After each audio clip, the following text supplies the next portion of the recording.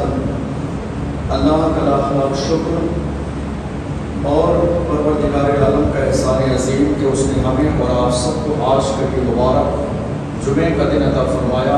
اللہ کی بارگاہ میں دعا ہے پروردگار عالم ہم سب کی نماز جمعہ کو اپنی بارگاہ میں قبول فرمائے۔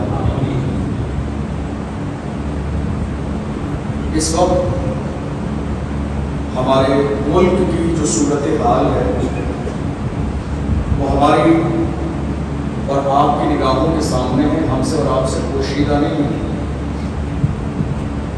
جب سوشل میڈیا کا دور نہ تھا اس زمانے میں ملک کے کسی حصے میں کسی مسلمان کے ساتھ جب کوئی زیادتی ہوتی تھی تو ہمیں اور آپ کو اس کی خبر نہیں ہوتی تھی، لیکن آج حالات ایسے ہوئے کہ صرف ہمارے شہر کی نہیں بلکہ پوری دنیا اس وقت ہمارے سامنے ہے۔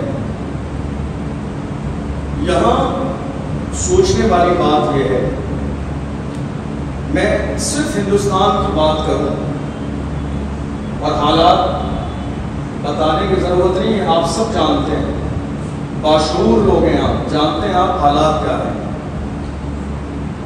یہ جو حالات آج ہندوستان میں ہے یہ کیوں ہے اور اس کا ذمہ دار کون ہے؟ یہ میں نے دو سوال کیے۔ یہ جو ہمارے ملک میں حالات ہیں یہ کیوں ہیں؟ یہ جو ہمارے ملک میں حالات ہیں یہ کیوں ہیں اور اس کا ذمہ دار کون ہے؟ میں بتاؤں آپ کو، کسی بھی سماج کو، کسی بھی معاشرے کو بہتر بنانے کے لیے دو لوگ پرماننٹ کام کرتے ہیں تب وہ سماج بہتر بنتا ہے۔ نمبر ایک اس سماج کے لوگ اور نمبر دو اس سماج کے دینی رہنما۔ جب ایک ساتھ یہ دو کوششیں، دو محنتیں ملتی ہیں وہ سماج ترقی یافتہ ہوتا ہے، وہ سماج بہتر ہوتا ہے، وہ سماج کامیاب ہوتا ہے۔ جب یہ دونوں محنتیں ملتی ہیں، کسی بھی سماج کو بہتر بنانے میں دونوں کی ذمہ داری ہے، عوام کی بھی اور جس سماج کی بات ہو اس کے جو دینی رہنما ہیں ان کی بھی۔ دونوں کی جب اپنی اپنی کوششیں مل جاتی ہیں تو کوئی بھی سماج اس دنیا میں رہنے اور عزت کی زندگی گزارنے کا حامل ہو جاتا ہے۔ لیکن آج جو صورتحال قوم مسلم کی ہے اس کا مطلب یہ ہوا کہ جو ہم پستی کی طرف چلے گئے، جو دنیا ہمیں دبانے لگی، دنیا ہمیں مارنے لگی، دنیا نے ہمارے خلاف منصوبے بنا دیے، دنیا نے ہمیں ہستی سے مٹانے کا پروپیگنڈا تیار کر لیا، تو اس کا مطلب یہ ہے کہ شاید کمی ہوئی ہماری طرف سے۔ حالات جو ہوئے یہ کیوں ہوئے اور ان حالات کا ذمہ دار کون ہے؟ یہ دو سوال ہیں اور جواب یہی ہے، حالات اس لیے ہوئے کیونکہ ہمارے یہاں دو لوگ ہیں، عوام اور علماء۔ حالات یہ بتا رہے ہیں کہ دونوں نے اپنی ذمہ داری صحیح طور پر ادا نہیں کی ہے۔ ہو سکتا ہے یہ جملہ کڑوا ہو مگر حق یہی ہے۔ کوئی نہیں کہہ سکتا میں نے بہت کام کیا ہے، میں نے بہت کام کیا ہے قوم مسلم کے لیے، ہم نے بہت کام کیا ہے قوم مسلم کے لیے، ہم نے بہت کام کیا ہے۔ تم نے کام کیا تو کام نظر کیوں نہیں آتا ہے؟ تم نے کام کیا تو یہ کام نظر کیوں نہیں آتا ہے؟ آج حالات یہ ہیں، ہزاروں جلسے ہمارے شہروں میں ہو جاتے ہیں، ہزاروں محفل میلاد ہمارے ملک میں ہو رہی ہیں، مگر آج حال یہ ہے کہ مسجدیں پھر بھی خالی ہیں۔ بڑے بڑے علماء کے خطابات ہو رہے ہیں، مسجدیں پھر بھی خالی ہیں۔ آج آپ دیکھ لیجئے شراب کے اڈے پھر بھی بھرے ہوئے ہیں۔ قوم مسلم کے 16 اور 17 سال کے جوان رات کے وقت میں شراب کے اڈوں پہ ملیں گے آپ کو۔ اس کا مطلب یہ ہے کہ کام جس انداز میں ہونا چاہیے تھا اس انداز میں کام نہیں ہوا۔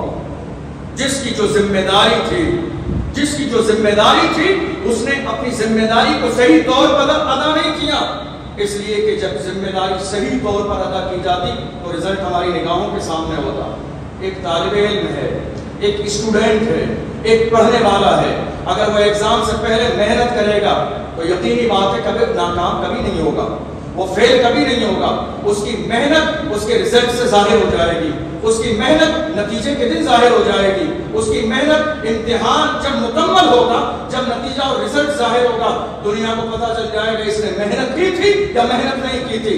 آج جو ملک کے حالات ہیں، ہمارے شہر کے حالات ہیں، ہمارے صوبے کے حالات ہیں، اس کا مطلب یہ ہے کہ اس سماج کو بہتر بنانے کے لیے دو لوگوں کی ذمہ داری تھی، عوام کی اور علماء کی، اور حالات یہ بتا رہے ہیں کہ دونوں نے اپنی ذمہ داری صحیح طور پر ادا نہیں کی ہے.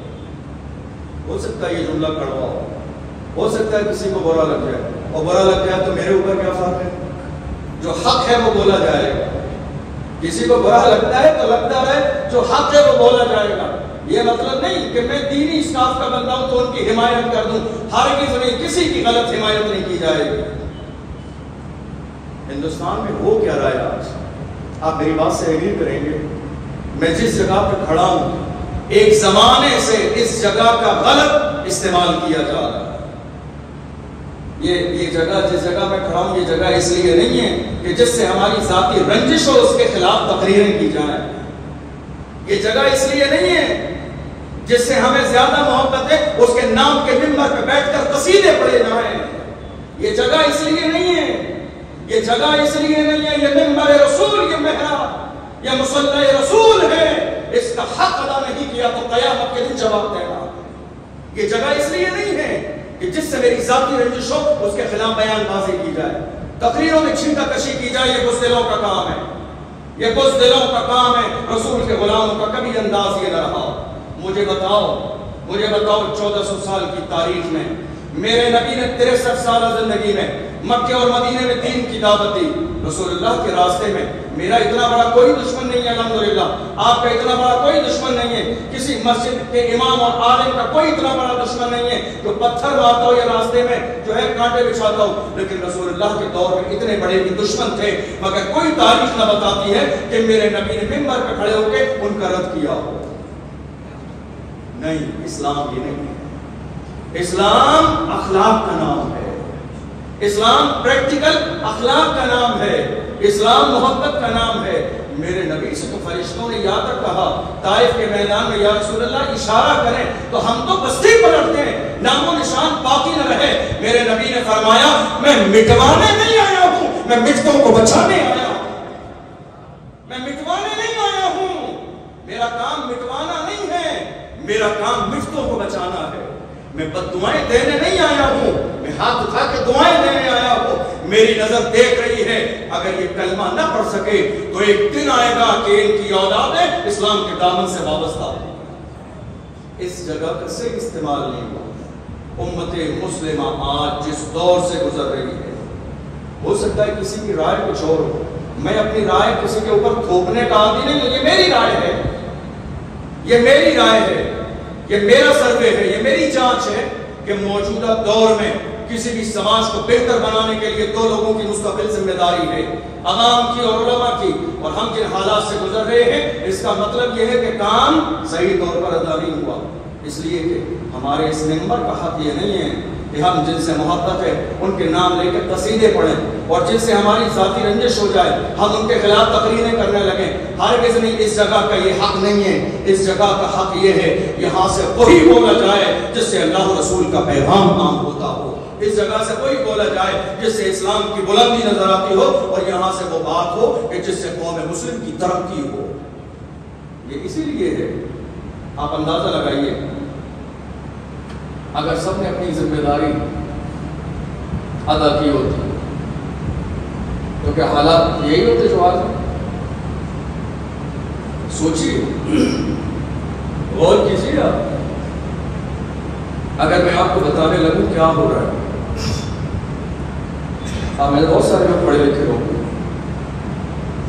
صورتحال جانتے ہیں، آپ کی نظروں سے پوشیدہ نہیں ہے کچھ.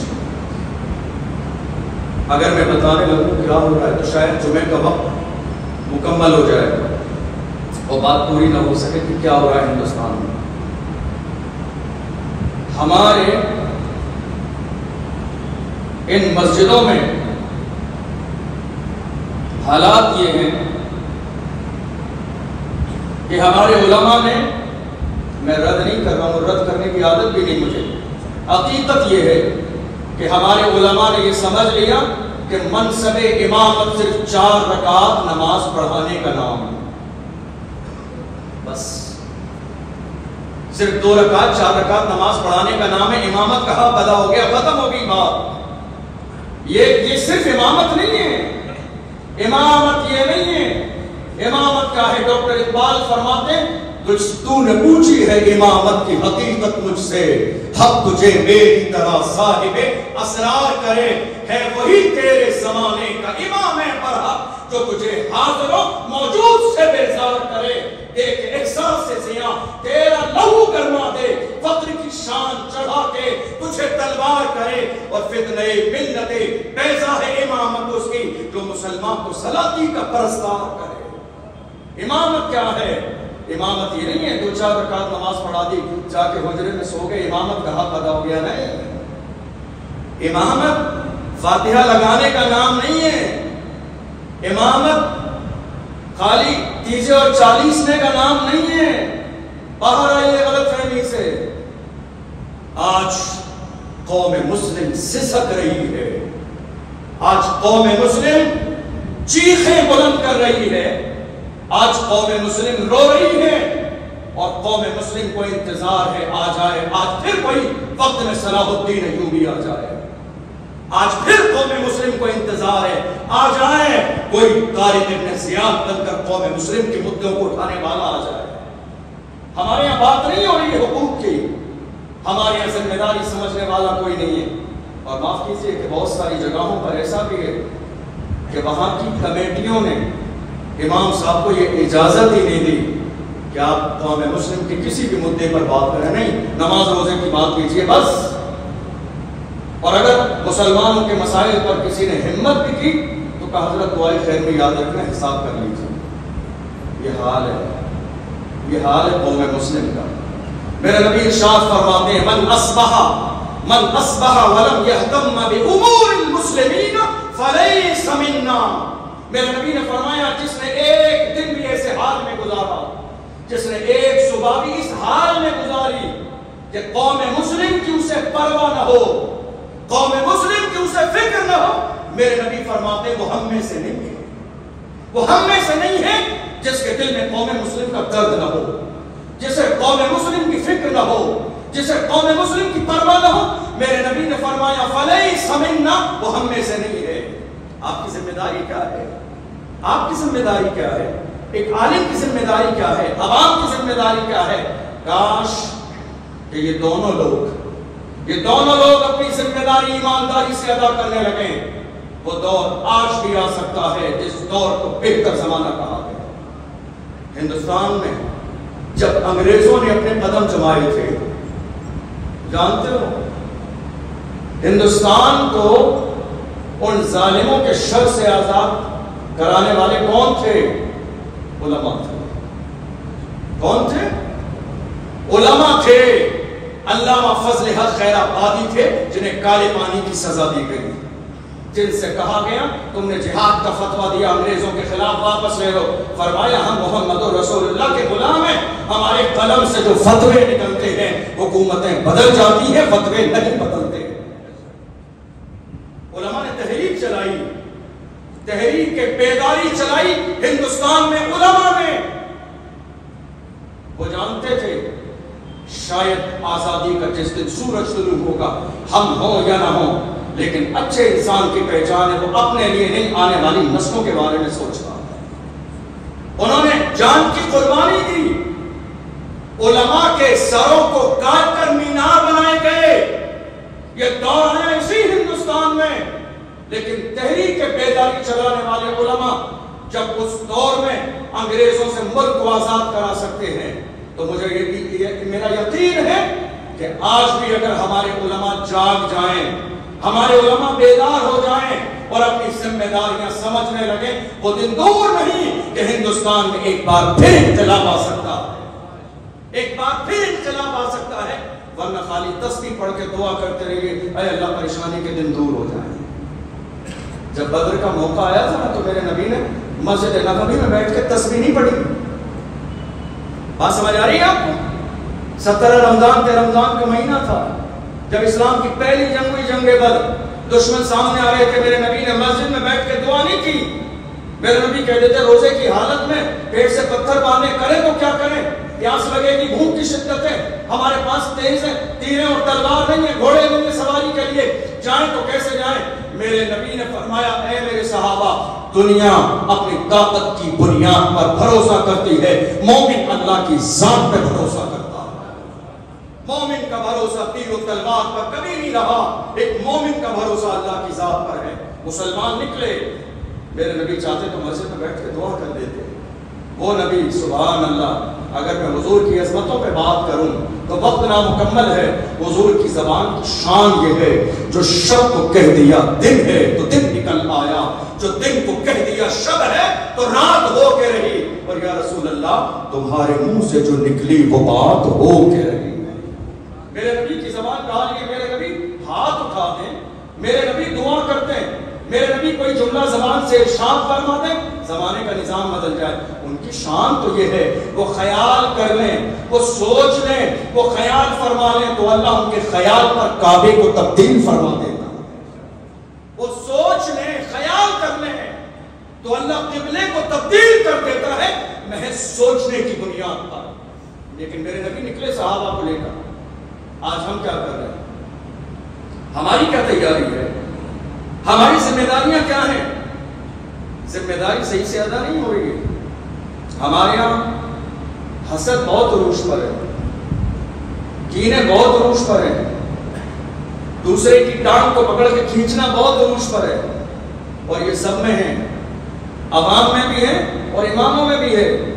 میں کسی کا نام لے کے نہیں کہہ رہا ہوں، یہ ہندوستان کے حالات میرے سامنے.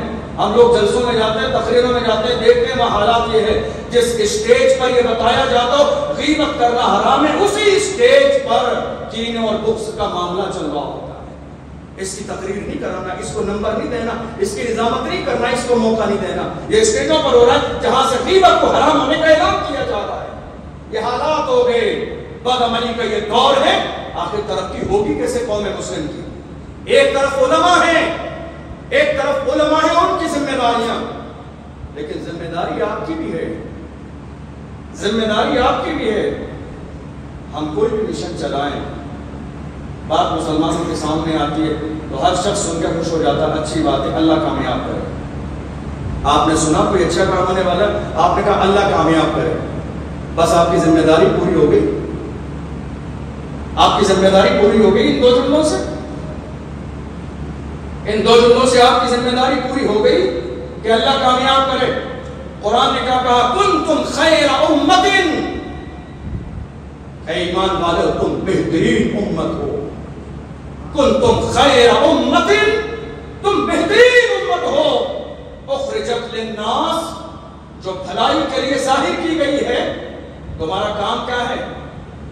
تأمرون بالمعروف وتنہون عن المنکر، اچھائی کے حکم کو عام کرو اور برائیوں سے روکنے کی کوشش کرو. تم بہترین اس لیے ہو کہ تم اچھے کام کرتے ہو، تم بہترین اس لیے ہو کہ تم بھلائی کے کام کرتے ہو، تم بہترین اس لیے ہو کہ تمہارے دل میں قوم مسلم کا درد موجود ہے. اور اگر یہ ساری چیزیں نہیں ہیں تو بہترین نہیں ہو. بہترین اس لیے ہو، قرآن نے شرط کے ساتھ بیان کیا، تم بہترین ہو. وجہ یہ ہے کہ تم بھلائی کے کام کرتے ہو. بھلائی کے کام کیا ہو رہے ہیں ہمارے یہاں؟ بتائیے مجھے آپ. ہمارے یہاں میں صرف شہر کی بات کروں، ہمارے یہاں نوجوانوں کی کمیٹیاں ملیں گی لنگر کھلانے کے لیے، لنگر کی کمیٹیاں، تعزیہ بنانے کی کمیٹیاں، ڈھول تاشے بجانے والی کمیٹیاں جن کی تیاری شروع ہو گئی ہوگی.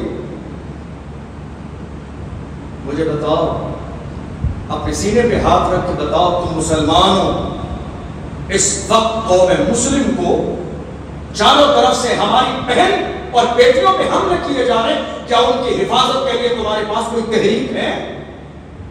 کیا تمہارے پاس کوئی ایک تنظیم ہے ان جوان بہن اور بیٹیوں کی عزت بچانے کے لیے کوئی فکر ہے تمہارے پاس؟ ہرگز نہیں۔ ہمارے جوانوں کی تنظیمیں تو صرف لنگر کھلانے کے لیے ہیں، اور فخر کے ساتھ ہم نے اس سال 300 کوئنٹل بنایا، اگلے سال 600 کوئنٹل بنائیں گے۔ یاد رکھیے قیامت کے میدان میں یہ نہیں پوچھا جائے گا تم نے لنگر کی دیکھ بنائی کہ نہیں بنائی۔ یہ سوال نہیں ہوگا آپ سے، یہ سوال نہیں ہوگا آپ سے کہ محرم کے موقع پہ ڈھول باجے تھے، تاشے بجائے کہ نہیں بجائے، یہ تو حرام ہے، ناجائز ہے، گناہ ہے۔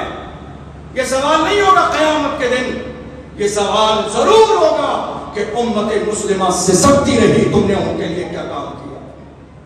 قوم مسلم پریشانی کے دور سے گزرتی رہی، قوم مسلم کے لیے تمہاری فکر کیا تھی؟ تم سے یہ سوال نہیں ہوگا تم نے لنگر بنایا کہ نہیں بنایا۔ تحریک زندگی کی علامت ہے، یہ تحریک بیداری زندگی کی علامت ہے۔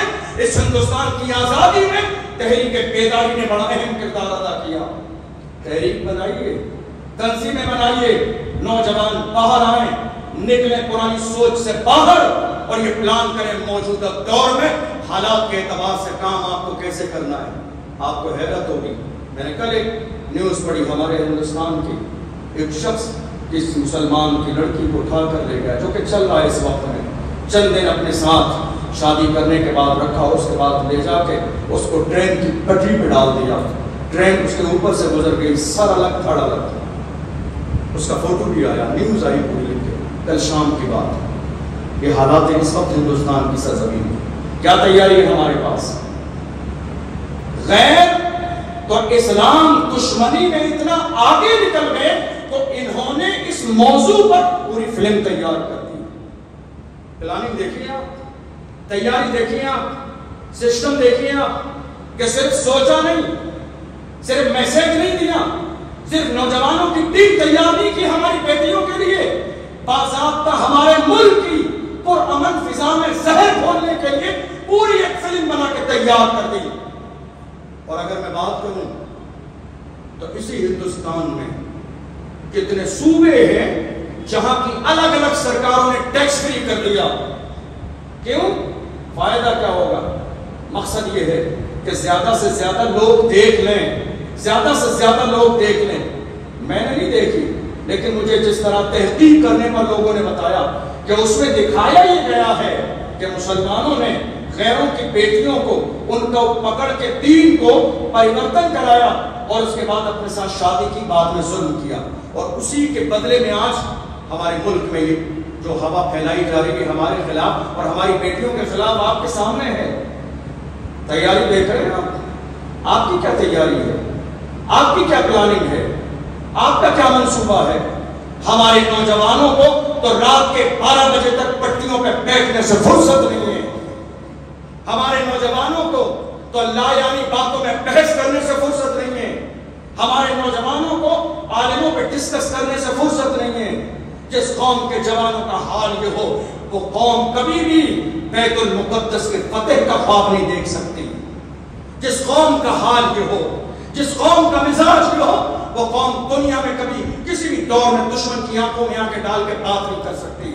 میرے نبی نے ارشاد فرمایا، اے لوگوں ایک دور تمہارے اوپر وہ آئے گا، اور مجھے ایسا لگتا ہے وہ دور یہی ہے جس دور کے لیے میرے نبی نے حدیث بیان فرمائی، جس دور کے لیے میرے نبی نے حدیث بیان فرمائی، ایسا لگتا ہے یہ وہی دور ہے۔ میرے نبی نے فرمایا ایک دور آئے گا، اور وہ دور کیسا دور ہوگا؟ وہ دور ایسا ہوگا کہ دنیا کی چاروں طرف سے ساری قومیں قوم مسلم پر ایسے ٹوٹ جائیں گی گویا کہ کئی دن کے بھوکے لوگ کھانے پہ ٹوٹ پڑتے ہیں۔ صحابہ نے کہا یا رسول اللہ کہ ہماری تعداد کم ہوگی؟ یا رسول اللہ جب دنیا کی ساری قومیں ہمارے اوپر ٹوٹیں گی تو کیا ہماری تعداد کم ہوگی؟ میرے نبی نے فرمایا تعداد کم نہیں ہوگی، تمہاری تعداد بے شمار ہوگی، مگر میرے نبی نے فرمایا حیثیت کچھ نہیں ہوگی، تمہاری حیثیت کچھ نہیں ہوگی، تمہاری حیثیت سمندر کے جھاگ کی طرح ہوگی کہ تھوڑا سا پانی آ کر جدھر جائے جھاگوں کو بہا کے لے جائے، تمہاری حیثیت کچھ نہیں ہوگی۔ کہا یا رسول اللہ کیوں؟